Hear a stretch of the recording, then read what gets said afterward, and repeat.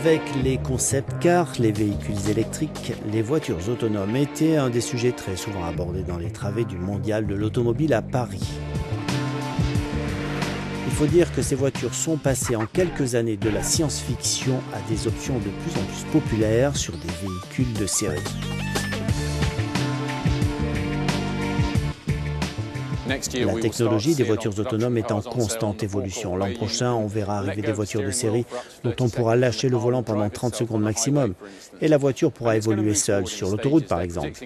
Et cette évolution va se faire par paliers. Tous les 5 ou 10 ans, le chauffeur pourra abandonner de plus en plus de fonctions, jusqu'à ce que d'ici 10 ou 15 ans, il pourra laisser la voiture faire tout d'elle-même.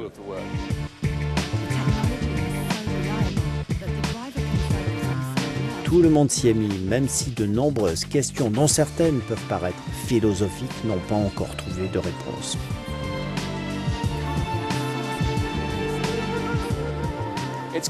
Il y a encore une grande question chez les fabricants.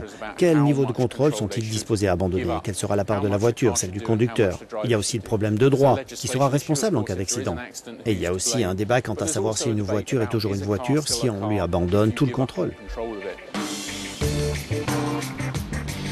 Dans les voitures, pour l'instant bien peu autonomes, les avis sont partagés.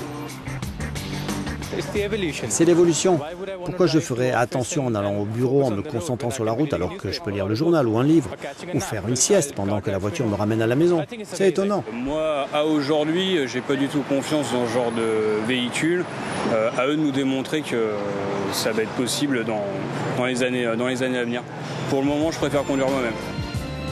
Et ce futur qui ne fait pas l'unanimité pourrait bien être déjà là. Il est même de l'ordre du présent, comme ici à Singapour avec des taxis autonomes qui commencent à embarquer leurs premiers clients.